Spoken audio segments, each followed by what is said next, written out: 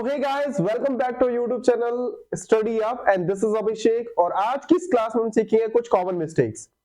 English बोलते time हम बहुत बार बहुत सारी गलतियां करते हैं और उन गलतियों को आज की इस वीडियो में हम क्लियर करने वाले हैं। और आपको ये वीडियो शुरू से लेकर लास्ट तक पूरी देखनी है। और जिन लोगों को इंग्लिश बोलना नहीं आता है या जो लोग इंग्लिश बोलने में इंटरेस्टेड है, आप उनके साथ ये वीडियो शेयर कर सकते हैं। तो चलिए शुरू करते हैं आज की इस वीडियो में कुछ कॉमन मिस्टेक्स। सबसे पहली मिस्टेक है आज की हमारी, he don't like coffee, उसे कॉफी पसंद नहीं है। तो देखो ही शी इट के साथ भाई जब हम बात करते हैं प्रेजेंट में तो वहां पे क्या आ जाता है, हमारा डू नॉट नहीं आता, वहां पे आता है डज नॉट। तो आप क्या बोलेंगे, she does not like the coffee या she does not like coffee. ठीक है, उसको कॉफी पसंद नहीं है। तो यहाँ पे डू नॉट का नहीं डज नॉट को यूज करेंगे। She is a singular, so use does not instead of don't. Don't की जगह पे क्या यूज करेंगे, हम डज नॉट का यूज करेंगे। सेकेंड है he go to work every day, वो काम पे हर दिन जाता है। अब यहाँ पे गो नहीं होना चाहिए क्योंकि सिंगुलर अगेन, तो he goes to work every day. क्या हो जाएगा हमारा, he goes to work every day. ही शीट के साथ हम क्या करते हैं, एस या ईएस का यूज करते हैं। ठीक है, एस और ये ईएस का यूज करते हैं। ठीक है, इन प्रेजेंट सिंपल टेंस। तो क्या हो जाएगा, she goes to work every day. अब I did not saw him yesterday, मैंने उसे कल नहीं देखा था।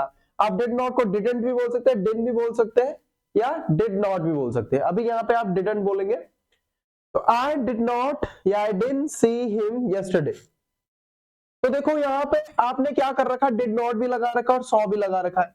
ये हमारा नेगेटिव सेंटेंस है। नेगेटिव सेंटेंस में क्या होता है, डिड नॉट जब आ जाता है तो यहाँ पे आपको सी लगाना पड़ेगा। सेकंड फॉर्म नहीं लगाएंगे आप, वो आपकी बेस फॉर्म लगाएंगे।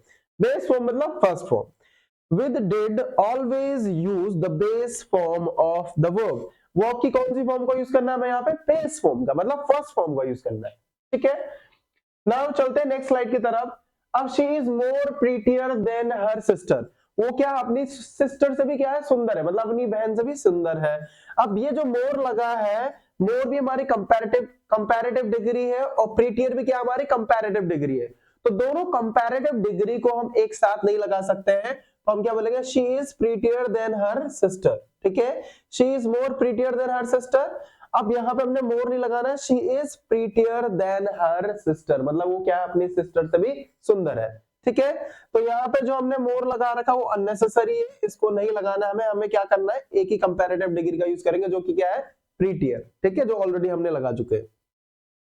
अब I have a good news for you. अब बहुत सारे लोग सुने होंगे आपने बोलते हुए इंग्लिश, क्या I have a good news for you. भाई जो आर्टिकल ए है यहाँ पे यूज नहीं होगा क्योंकि न्यूज क्या हमारा अनकाउंटेबल नाउन है। न्यूज से पहले आ लगा ही नहीं सकते हम।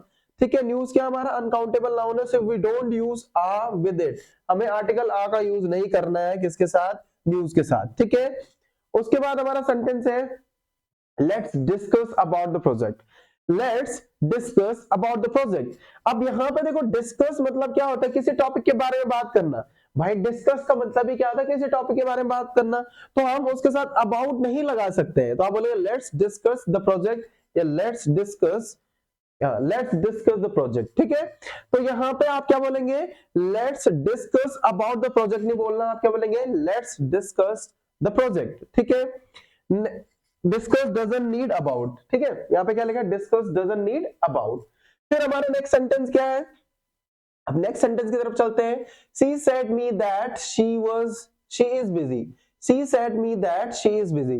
देखो जब भी कोई आपसे कोई चीज कहता है और जब आप उसी की वर्डिंग में वो चीज कहते हैं तो आप सेड की जगह यहाँ पे टोल्ड कर देंगे। तो she told me that she was busy, क्या हो जाएगा, she told me that she was busy. ठीक है, तो यहाँ पे हम क्या करेंगे,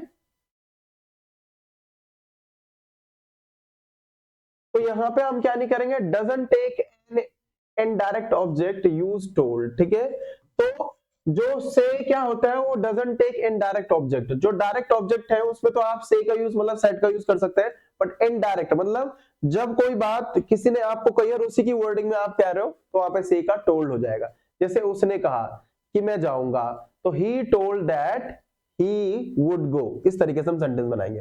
नेक्स्ट सेंटेंस क्या है, I'm thinking to buy a car. I'm thinking to buy a car. तो आपको थिंकिंग के बाद हमेशा ऑफ प्रपोर्शन का यूज करेंगे हम। I am thinking of buying a car, ठीक है। ध्यान रखना थिंक के बाद टू नहीं आता है, क्या आएगा, ऑफ आएगा। और उसके बाद क्योंकि क्या आता है, जो थिंक है, थिंक के बाद ऑफ आता है, और उसके बाद क्या आता है हमारे, हमेशा जिरंट आता है। और जिरंट मतलब वर्ब की आईएनजी फॉर्म, ना कि इन्फिनेटिव। इन्फिनेटिव मतलब क्या आ गया, टू लगा के वर्ब की फर्स्ट फॉर्म, तो वो नहीं आता भाई, ऑफ लगा के हमेशा आईएनजी फॉर्म आती है, ठीक है। तो नेक्स्ट स्लाइड में क्या लिखा, he is married with her. देखो मैरिड के बाद हमेशा टू प्रपोजिशन आती है, कभी भी विद नहीं लगाना। Married takes to, not with. With नहीं आता मैरिड के साथ, हमेशा क्या आएगा, टू आएगा। तो ये हमेशा ध्यान रखना में, मैरिड के साथ क्या आएगा, टू, नॉट विद। अब I am going to school, I am going to home, I am going to home. भाई होम से पहले हमेशा क्या लगता है हमारा, कुछ नहीं लगता है। होम से पहले प्रेपोजिशन नहीं लगाना आपको, टू तो लगाना ही नहीं आपको। जब भी आप जाने के बारे में बात कर रहे हो या आने के बारे में बात कर रहे हो तो टू नहीं लगाना आपको, ये ध्यान रखना है।